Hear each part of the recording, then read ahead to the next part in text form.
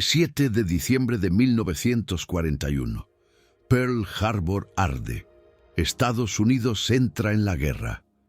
Pero a más de 3.000 kilómetros de distancia, en Kunming, China, algo increíble está sucediendo. 100 pilotos estadounidenses, voluntarios que llegaron meses antes del ataque a Pearl Harbor, están logrando lo que la Fuerza Aérea China no pudo hacer en 4 años. Están deteniendo en seco a la Fuerza Aérea japonesa. Y lo más sorprendente es que estos hombres ni siquiera deberían estar allí. Son mercenarios, soldados de fortuna, pilotando obsoletos P-40 Warhawks, que el cuerpo aéreo del ejército de los EE-U consideraba demasiado lentos y anticuados para el servicio en primera línea. Los pilotos japoneses que se enfrentan a ellos vuelan modernos Mitsubishi Zeros, más rápidos, más maniobrables, con mejores tasas de ascenso. En teoría, los estadounidenses deberían estar muertos en una semana, pero algo extraordinario está pasando en los cielos de China. Estos voluntarios estadounidenses están derribando aviones japoneses a un ritmo que los historiadores militares aún no pueden explicar completamente. 14 aviones japoneses destruidos por cada tigre volador perdido. Una proporción de derribos que haría sentir envidia incluso a los pilotos de combate modernos, y entonces Japón hace algo sin precedentes en la historia de la guerra aérea. Ofrece una recompensa, y no cualquier recompensa, $50.000 estadounidenses por cualquier piloto que pueda matar a un tigre volador, en dinero de 1941.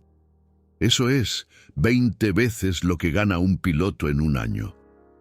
En el dinero de hoy, estamos hablando de $1 millón por cabeza. $1 millón. Piénsenlo por un momento. Japón, una nación que se enorgullecía de la superioridad de sus pilotos, del viento divino de su espíritu kamikaze, de la invencibilidad de sus cazas cero. Estaba tan desesperada por detener a 100 voluntarios estadounidenses que puso precio a sus cabezas, un precio que los convertiría en millonarios al instante. Pero aquí es donde esta historia da un giro aún más increíble. A pesar de volar contra probabilidades abismales, a pesar de estar superados en número, a veces 30-1, a pesar de la enorme recompensa que les aseguraría el futuro, ni un solo piloto de los tigres voladores desertó, ni uno solo tomó el dinero, ni uno solo cambió de bando, ninguno. Lo que sucedió en esos cielos sobre China y Birmania entre diciembre de 1941 y julio de 1942 se convertiría en el récord de combate aéreo más exitoso en la historia de la aviación. Pero la verdadera historia, la que los libros de historia no cuentan, es cómo estos hombres se volvieron tan psicológicamente aterradores para los japoneses, que Tokio preferiría pagar una fortuna para eliminarlos, antes que enfrentarlos en combate. Carlos Bond tenía 23 años cuando se alistó en el grupo de voluntarios americanos, lo que el mundo conocería como los Tigres Voladores. Estaba volando rutas de correo en Texas cuando un reclutador misterioso se le acercó con una oferta. 3 veces su salario actual para volar cazas en China. El reclutador no mencionó que estarían volando contra los japoneses. Esto era abril de 1941. Estados Unidos aún estaba en paz. Bond llegó a Rangún, Birmania, en septiembre de 1941, junto con otros 99 pilotos estadounidenses. Habían renunciado a sus comisiones del ejército, la marina y los marines. Técnicamente, ahora eran civiles. Técnicamente, eran solo instructores contratados para entrenar a pilotos chinos, pero todos sabían por qué estaban realmente allí. Su comandante era Claire Lee Chennault, un genio táctico que había sido obligado a retirarse del cuerpo aéreo del ejército de los EE-U porque sus ideas sobre el combate de cazas se consideraban demasiado radicales. Chennault creía que pilotos bien entrenados en aviones inferiores podían derrotar a aviones superiores mediante tácticas y trabajo en equipo.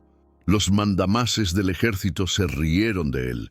Estaban a punto de dejar de reír.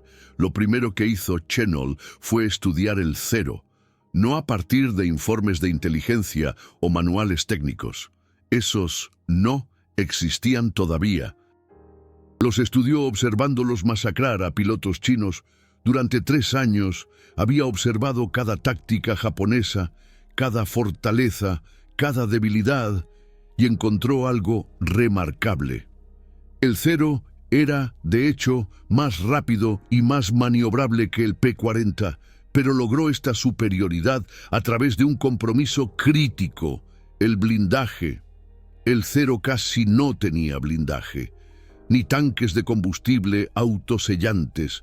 Fue construido para el ataque, no para la defensa. Una buena ráfaga de las 6 ametralladoras de calibre 50 del P-41 explotaría como si estuviera hecho de papel. Pero primero tenías que acertarle. Y para acertarle, tenías que reimaginar completamente el combate aéreo. Chennault tiró el libro de reglas. Olvídense de los combates aéreos cerrados. Olvídense del combate 1 contra 1. Olvídense de todo lo que enseñaban las academias militares. En cambio, creó algo revolucionario: tácticas de picada y ascenso. Los tigres voladores atacarían desde arriba a máxima velocidad, dispararían una ráfaga devastadora. Luego usarían su velocidad de picada superior para escapar antes de que los ceros pudieran reaccionar. Nunca gires con un cero. Nunca intentes superarlo en ascenso. Golpea y corre, ataca y huye.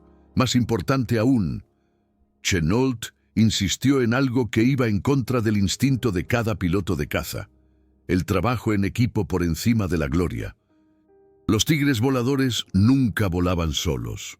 Atacaban en parejas, un piloto disparando mientras su compañero protegía su cola. Si un piloto rompía la formación para perseguir la gloria personal, Chennault lo dejaba en tierra. En algunos casos, los enviaba a casa. Roberto Neal estaba liderando una patrulla el 23 de diciembre de 1941, cuando vieron una formación de bombarderos japoneses que se dirigían a Kunming. 10 bombarderos Mitsubishi Ki-21, escoltados por 20 ceros. Los tigres voladores tenían 15 P-40 en el aire. Según la sabiduría militar convencional, deberían haber evitado el enfrentamiento. Los ceros por sí solos los superaban en número. Pero Neal recordó el entrenamiento de Chennault. La altitud es la vida. La velocidad lo es todo. Llevó a su escuadrón hasta los 4.500 metros. Luego se lanzó en picada a 70 grados. Los P-40 se precipitaron a más de 640 kilómetros por hora, más rápido de lo que los ceros podían reaccionar. El primer ataque fue devastador. 3 bombarderos explotaron al instante. 4 ceros cayeron en espiral, en llamas, antes de que sus pilotos supieran que estaban siendo atacados. Los tigres voladores usaron su velocidad de picada para volver a subir a la altitud. Luego se lanzaron de nuevo, y otra vez, y otra vez. En 12 minutos, todo había terminado. 6 bombarderos y 4 ceros destruidos. Ni un solo tigre volador resultó siquiera dañado. La formación japonesa huyó de regreso a su base en completo desorden. Pero fue lo que sucedió después, lo que realmente aterrorizó a los japoneses. Las tripulaciones de los bombarderos supervivientes informaron algo que parecía imposible. Los aviones estadounidenses tenían caras de tiburón pintadas en sus narices, enormes bocas abiertas con filas de dientes afilados. En la fracción de segundo antes del ataque, Los pilotos japoneses vieron estas caras de demonio corriendo hacia ellos a velocidades imposibles. Era guerra psicológica en su nivel más primitivo y efectivo. En cuestión de días, los pilotos japoneses informaban de pesadillas sobre los aviones con cara de tiburón. Algunos se negaron a volar misiones en áreas donde se sabía que operaban los tigres voladores. El ejército japonés, que se enorgullecía de la valentía de sus guerreros, tenía un problema de moral y estaba siendo causado por solo 100 voluntarios estadounidenses. La respuesta de Tokio fue rápida y sin precedentes. El 15 de enero de 1942, Radio Tokio anunció una recompensa: $50,000 estadounidenses. $50,000. Esa era la recompensa. Una fortuna por cualquier persona que matara o capturara a un piloto de los tigres voladores. Para poner esto en perspectiva, el piloto estadounidense promedio ganaba alrededor de $2,400 al año en 1941. La recompensa era literalmente el salario de 20 años por eliminar a un piloto enemigo. El anuncio se transmitió en inglés, claramente destinado a que lo escucharan los tigres voladores. Era tanto un halago como un arma psicológica. Japón estaba diciendo: les tememos tanto que los haremos ricos si simplemente dejan de volar contra nosotros. Pero sucedió algo extraordinario. No solo ningún piloto de los tigres voladores desertó, sino que la recompensa en realidad los hizo luchar con más ahínco. Gregorio Papi Boyington, quien más tarde se convertiría en uno de los pilotos de la Marina más condecorados de la historia, estaba bebiendo en un bar en Kunming cuando escuchó sobre la recompensa. Su respuesta: bueno, muchachos, parece que nos hemos vuelto más valiosos. Hagamos que paguen aún más. Al día siguiente, Boyington derribó 2 Mitsubishi Zero y dañó un tercero, David Lee Tex Hill. Y fue otro tigre volador que se tomó la recompensa como algo personal. Antes de unirse al AUG, Hill era un piloto de bombarderos en picado de la Marina y tenía reputación de ser absolutamente intrépido. Cuando escuchó sobre el precio de $50,000 por su cabeza, pintó un mensaje en el costado de su P-40: vengan a cobrar. El 23 de enero de 1942, Hill formaba parte de una patrulla de 3 aviones cuando vieron una formación de 30 aviones japoneses. En 10 bombarderos y 20 cazas, 3 contra 30. Cualquier piloto racional habría pedido refuerzos por radio y seguido a la formación. Hill atacó. Usando las tácticas de picada y ascenso de Chenault, los 3 tigres voladores se abalanzaron sobre la formación japonesa como lobos entre ovejas. Hill personalmente derribó 3 aviones en 4 minutos. Sus compañeros de ala consiguieron 2 más. La formación japonesa se dispersó en un caos total, abandonando sus bombas sobre la selva vacía y huyendo de regreso a Tailandia. Cuando Hill aterrizó, su jefe de mecánicos contó 47 agujeros de bala en su P-40. Hill ni siquiera se había dado cuenta de que lo habían alcanzado, pero el impacto psicológico fue más profundo que solo el éxito en el combate. Los tigres voladores estaban haciendo algo que destrozaba la cultura militar japonesa en su núcleo. En el código militar japonés del Bushido, la rendición era la última deshonra. La muerte era preferible a la captura. Los pilotos japoneses no llevaban paracaídas al principio de la guerra porque lanzarse en paracaídas se consideraba cobarde. Sin embargo, aquí había mercenarios estadounidenses, hombres que luchaban puramente por dinero, no por el emperador o el país, que se negaban a ser comprados incluso cuando se les ofrecía una riqueza que les cambiaría la vida. El liderazgo militar japonés no podía entenderlo. Si estos estadounidenses eran solo mercenarios, ¿por qué no podían ser comprados? Si luchaban por dinero, ¿por qué no aceptarían más dinero para detenerse?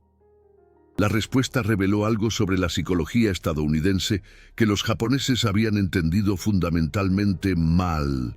Sí, a los tigres voladores se les estaba pagando, pero no estaban luchando por dinero. Estaban luchando por algo que el código militar japonés no podía explicar: la elección individual. Cada tigre volador se había ofrecido como voluntario. Habían elegido estar allí, habían elegido renunciar a sus comisiones, viajar medio mundo y luchar en aviones obsoletos contra probabilidades abrumadoras. Nadie se lo había ordenado. Ningún emperador exigía su lealtad. Estaban allí porque querían estar allí. Roberto Smith, un tigre volador de Oklahoma, lo explicó años después. El dinero era bueno, seguro, pero estábamos allí para demostrar algo. Estábamos allí para demostrar que los pilotos estadounidenses, si se les daba la oportunidad, eran los mejores del mundo. No se puede comprar eso. No se puede poner un precio a ese tipo de orgullo. La recompensa tuvo otra consecuencia inesperada. Convirtió a los tigres voladores en celebridades. Corresponsales de guerra de todo el mundo llegaron a Kunming para escribir sobre los pilotos estadounidenses con precios en sus cabezas. La revista Time los puso en la portada. Hollywood comenzó a planear películas incluso antes de que terminara la guerra. Los tigres voladores se convirtieron en los primeros héroes estadounidenses de la Segunda Guerra Mundial, aunque técnicamente ni siquiera estaban en el ejército estadounidense. Esta fama se tradujo directamente en ventajas tácticas. Los civiles chinos, inspirados por el éxito de los tigres voladores, crearon una red de alerta temprana que se extendía por cientos de kilómetros. Cada vez que despegaban aviones japoneses, los observadores chinos avisaban por radio, lo que les daba a los tigres voladores a veces una hora de advertencia de los ataques inminentes. Los japoneses no podían moverse sin que los tigres lo supieran. A Eric Schilling se le ordenó despegar el 6 de febrero de 1942. Con información de que una gran formación japonesa se dirigía a Kunming. Más de 50 aviones. Schilling tenía exactamente 6 P-40 disponibles. Lo inteligente habría sido evacuar la base y preservar los aviones. En cambio, Schilling recordó algo que Chennault les había enseñado. La mente militar japonesa no puede aceptar lo ilógico. Úsenlo contra ellos. Schilling tomó sus 6 P-40 y voló directamente hacia la formación japonesa, sin picar desde arriba, sin usar tácticas de golpear y huir, simplemente volando directamente hacia 50 aviones enemigos como si tuviera 50 aviones propios detrás de él. El líder de la formación japonesa estaba tan convencido de que esto debía ser una trampa. Nadie atacaría 50 aviones con 6 a menos que tuvieran refuerzos ocultos, que ordenó a toda su formación dar la vuelta. 50 aviones huyeron de 6 P-40 sin que se disparara un solo tiro. Cuando la noticia llegó a Tokio, el liderazgo militar aumentó la recompensa a $100,000. Pero para entonces era demasiado tarde. El daño psicológico estaba hecho. Los pilotos japoneses se negaban a realizar misiones. Algunos estaban desarrollando misteriosas enfermedades que los mantenían en tierra siempre que se informaba de la presencia de los tigres voladores en su sector. La poderosa fuerza aérea japonesa, que había aterrorizado a China durante 4 años, estaba siendo psicológicamente destruida por 100 voluntarios estadounidenses. Pero el verdadero genio de los tigres voladores fue más allá de las tácticas o la guerra psicológica. Estaban demostrando algo sobre lo que los estrategas militares habían discutido durante años, que la tecnología por sí sola no gana guerras. El elemento humano, la formación, las tácticas, la moral y, lo más importante, la razón por la que alguien lucha importa más que tener el mejor equipo. El P-40 Warhawk era inferior al Mitsubishi Zero en casi todos los aspectos medibles. Era más lento, menos maniobrable, tenía un techo más bajo y una peor tasa de ascenso. Pero en manos de pilotos que entendían sus fortalezas y las debilidades de su enemigo, se convirtió en un asesino de Mitsubishi Zero. Para marzo de 1942, la proporción de muertes se estaba volviendo vergonzosa para Japón. Los registros oficiales japoneses, descubiertos después de la guerra, mostraron que estaban perdiendo 14 aviones por cada tigre volador derribado. Algunos tigres voladores individuales tenían proporciones de muertes personales de 20-1 o mejor. Carlos Older, un expiloto de la Marina de Los Ángeles, tuvo una racha en marzo en la que derribó 11 aviones japoneses en 10 días sin recibir un solo impacto. Cuando un reportero le preguntó cómo lo hizo, Older respondió: Chenault nos enseñó a luchar con inteligencia, no con juego limpio. Los japoneses esperaban que lucháramos con honor. Nosotros luchábamos para ganar. Esta actitud, pragmática, orientada a los resultados y completamente despreocupada por la cortesía militar tradicional, volvía locos a los mandos japoneses. En su mundo, la guerra tenía reglas, códigos, formas correctas de hacer las cosas. Los tigres voladores ignoraron todo eso. Cuando los pilotos japoneses movían sus alas en el saludo tradicional de los pilotos de combate antes del combate, los tigres voladores aprovechaban ese momento de ceremonia para derribarlos. Cuando las formaciones japonesas mantenían una compostura militar perfecta, los tigres atacaban desde ángulos inesperados. Cuando los pilotos japoneses perseguían la gloria individual, los tigres se les echaban encima 3 contra 1. No era honorable, no era deportivo, era devastadoramente efectivo.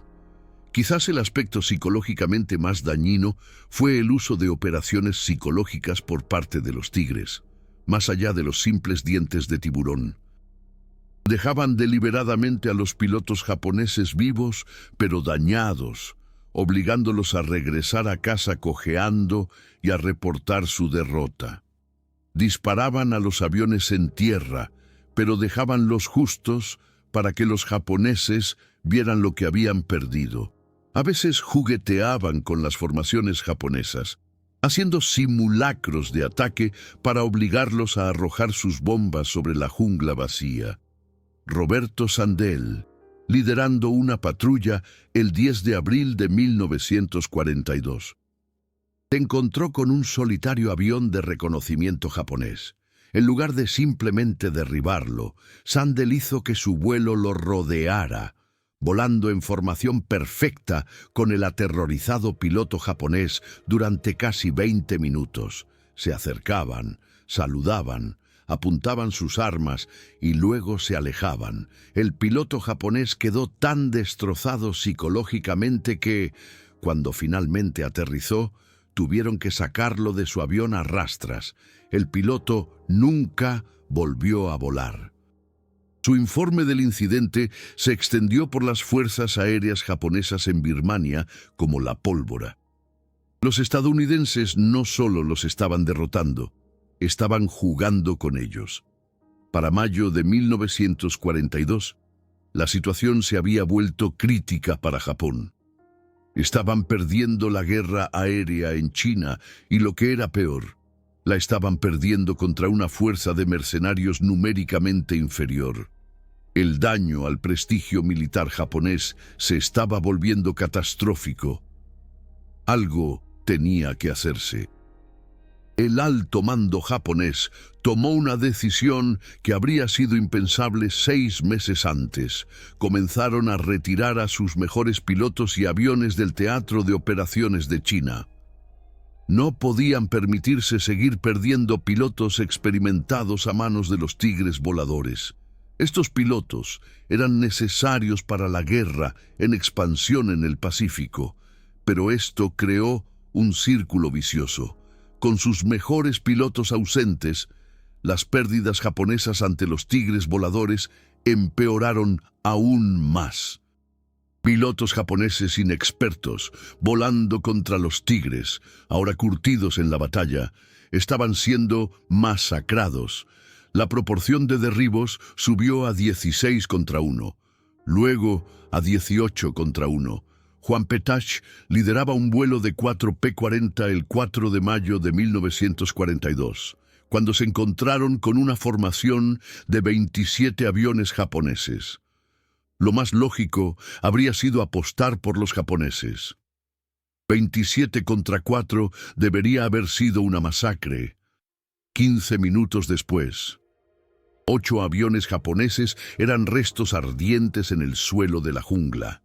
Los 19 restantes huían en completo desorden. Ni un solo P-40 había sufrido daños graves. Cuando la noticia de esta batalla llegó a Tokio, hubo exigencias de consejos de guerra. ¿Cómo podían 27 aviones no lograr derrotar a 4? Los pilotos japoneses supervivientes fueron interrogados durante horas. Su historia era consistente, pero increíble. Los pilotos estadounidenses volaban como si fueran invencibles. Atacaban sin dudarlo, sin miedo, como si supieran que no podían ser derribados. La verdad era más simple, pero aún más perjudicial para la moral japonesa. Los tigres voladores se habían vuelto tan confiados en sus tácticas y en su ventaja psicológica que realmente creían que eran invencibles.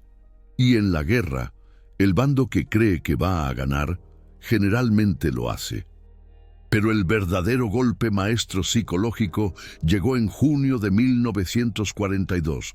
Los tigres voladores estaban programados para ser disueltos y absorbidos por las fuerzas aéreas del ejército de los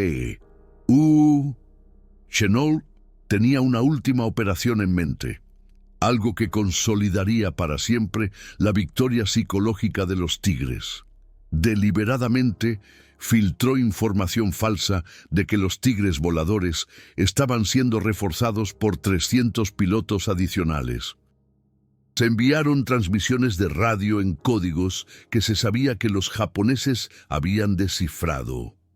Se organizaron ceremonias de llegada falsas en los campos de aviación. Los periódicos chinos publicaron historias sobre el masivo refuerzo estadounidense.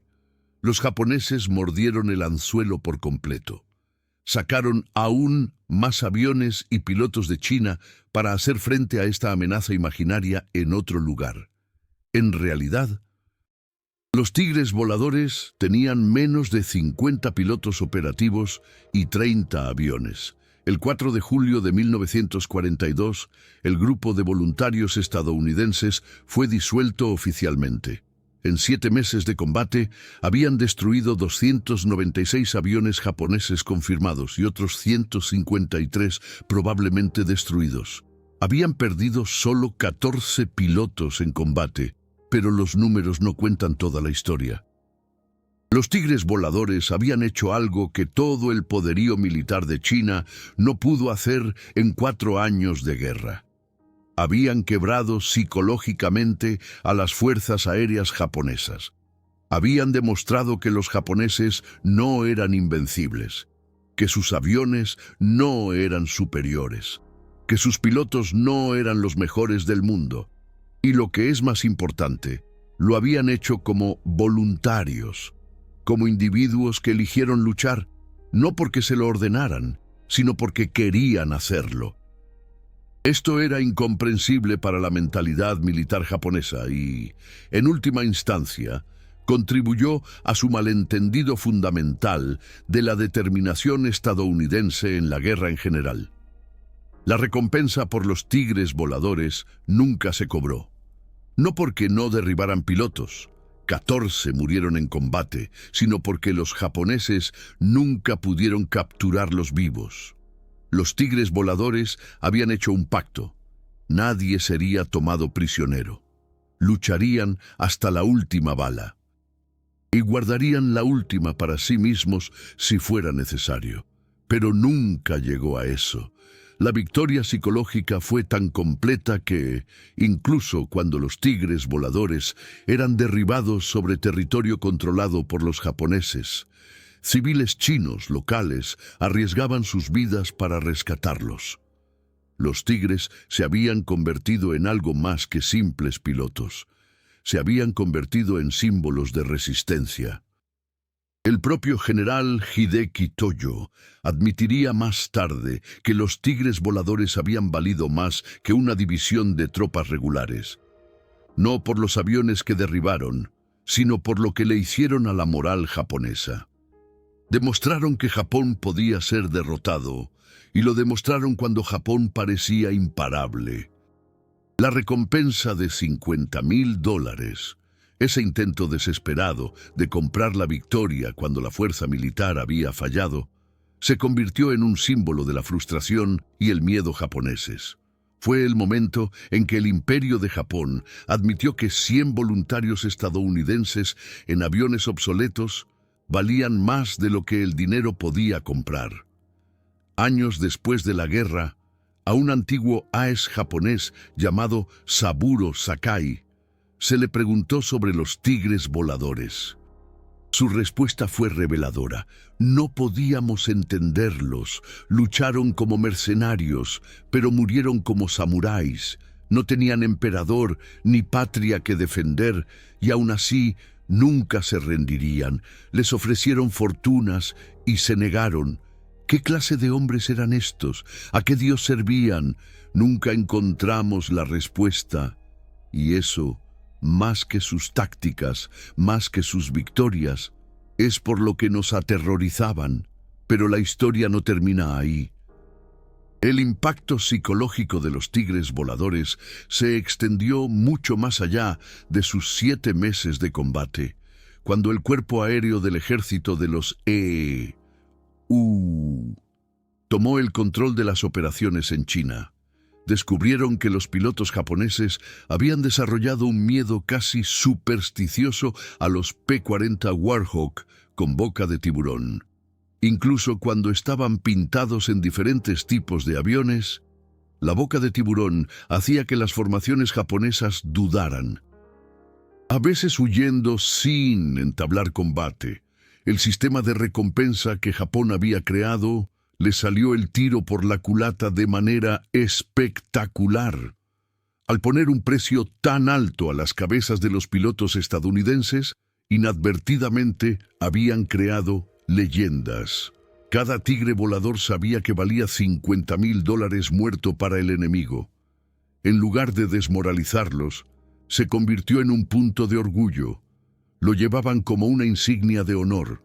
Roberto Prescott, quien más tarde fundaría Flying Tiger Airlines, guardó una copia del aviso de recompensa japonés en su chamarra de vuelo por el resto de la guerra. Cuando le preguntaron por qué, dijo: «Ese pedazo de papel valía más que cualquier medalla. Era el enemigo admitiendo que los habíamos vencido tan duramente que ya no podían enfrentarnos en un combate justo». Las lecciones tácticas aprendidas de los tigres voladores revolucionaron la doctrina de combate aéreo estadounidense. Las tácticas de picada y ascenso que Claire Lee Chennault desarrolló se convirtieron en entrenamiento estándar para los pilotos estadounidenses en toda la Guerra del Pacífico. El énfasis en el trabajo en equipo por encima de la gloria individual se integró en la doctrina de combate estadounidense. Las técnicas de guerra psicológica, desde las bocas de tiburón hasta las tácticas de terror deliberadas, fueron refinadas y empleadas durante toda la guerra. pero quizás el impacto más duradero fue en la psique militar japonesa. Los tigres voladores habían destrozado el mito de la invencibilidad japonesa en un momento crucial. Demostraron que los pilotos occidentales, a pesar de volar aviones inferiores, no solo podían igualar, sino dominar a los aviadores japoneses. Esta revelación se extendió por todo el Pacífico, envalentonando a los pilotos aliados y desmoralizando a los japoneses. Un documento japonés capturado a fines de 1942 reveló que las escuelas de entrenamiento de pilotos estaban utilizando a los tigres voladores como un estudio de caso de lo que llamaban imprevisibilidad estadounidense. El documento advertía que los estadounidenses no seguían patrones militares lógicos, que atacarían cuando fueran superados en número, se retirarían cuando estuvieran ganando y siempre harían lo inesperado. Este miedo a la imprevisibilidad estadounidense, nacido de 100 voluntarios en China, atormentaría la planificación militar japonesa por el resto de la guerra. El aspecto financiero de la recompensa también reveló algo crucial sobre la diferencia entre la cultura militar estadounidense y la japonesa. Para los japoneses, la idea de que los soldados lucharan por dinero era deshonrosa. Asumían que los mercenarios podían ser comprados porque no tenían una lealtad superior. Pero los tigres voladores demostraron que los voluntarios estadounidenses, incluso cuando eran técnicamente mercenarios, luchaban por algo más allá del dinero o las órdenes. Luchaban por el desafío, por sus camaradas y por el simple hecho de que eligieron estar allí. Este aspecto voluntario aterrorizó a los comandantes japoneses más que cualquier innovación táctica. ¿Cómo se derrota a un enemigo que lucha no porque debe, sino porque quiere? ¿Cómo se rompe la moral de hombres que tratan una recompensa de $50,000 por sus cabezas como una broma? La respuesta era: no se podía. Y Japón aprendió esta lección de 100 voluntarios estadounidenses en aviones obsoletos sobre los cielos de China. Los tigres voladores no solo ganaron batallas, ganaron una guerra psicológica que contribuyó a la eventual derrota de Japón. Al final, la recompensa de $50,000 se erige como uno de los fracasos militares más espectaculares de la historia. No solo no logró eliminar a un solo tigre volador a través de la deserción o la traición, sino que los elevó de pilotos mercenarios a guerreros legendarios. Transformó a un pequeño grupo de voluntarios en símbolos de la determinación e ingenio estadounidenses. El último tigre volador sobreviviente, Frank Losonsky, murió en 2020 a la edad de 99 años. Hasta sus últimos días, mantuvo una copia enmarcada del aviso de recompensa japonés en su pared. Cuando le preguntaron al respecto poco antes de su muerte, sonrió y dijo: $50,000, eso es lo que pensaban que valíamos, pero no podían permitírnoslo. Algunas cosas, ya ves, simplemente no se pueden comprar. Los tigres voladores demostraron que en la guerra, el espíritu humano importa más que la tecnología, que los voluntarios pueden vencer a los reclutas y que el dominio psicológico puede valer más que la superioridad numérica. Lo demostraron en 7 meses sobre China, con un precio en sus cabezas y las probabilidades en su contra. Y ni uno solo de ellos tomó el dinero. Hoy, cuando los historiadores militares estudian la guerra asimétrica y las operaciones psicológicas, todavía hacen referencia a los tigres voladores. ¿Cómo 100 voluntarios en aviones obsoletos obligaron a un imperio a poner recompensas por sus cabezas? ¿Cómo lograron índices de derribo que los pilotos de combate modernos, con tecnología avanzada, luchan por igualar? ¿Cómo rompieron la voluntad de un enemigo que se enorgullecía de su espíritu guerrero? La respuesta no está en las especificaciones del P-40 Warhawk, ni siquiera en las tácticas revolucionarias de Chennault. Está en el triunfo psicológico de hombres libres que eligen luchar contra la tiranía, demostrando que el espíritu humano, cuando está debidamente motivado y liderado, puede superar cualquier desventaja tecnológica. La recompensa japonesa por los tigres voladores no fue solo una nota al pie militar. Fue el momento en que un imperio admitió que el dinero no podía comprar lo que los estadounidenses daban libremente: coraje, determinación y la voluntad de ganar contra probabilidades imposibles. $50,000 en 1941 era una fortuna. En 2024 serían más de $1 millón. Pero para los tigres voladores no fue suficiente, nunca sería suficiente, porque no estaban luchando por dinero. Estaban luchando para demostrar que los hombres libres, los voluntarios que eligieron sus propias batallas, podían derrotar a cualquier enemigo, sin importar cuán poderoso fuera, y lo hicieron. Un P-40 con boca de tiburón a la vez. Gracias por ver este video. Si encontraste inspiradora esta historia de coraje y determinación estadounidense, por favor considera usar el botón Super Gracias debajo de este video. Tu apoyo nos ayuda a seguir trayendo a la luz estas historias no contadas de la Segunda Guerra Mundial. Estos no eran solo pilotos, eran voluntarios que cambiaron el curso de la historia. Y si tienes un familiar que sirvió en la Segunda Guerra Mundial, especialmente en el Teatro del Pacífico, por favor comparte su historia en los comentarios. Estos héroes merecen ser recordados. Recuerda suscribirte y activar la campana de notificaciones para obtener más historias increíbles de innovación y coraje estadounidense en la Segunda Guerra Mundial.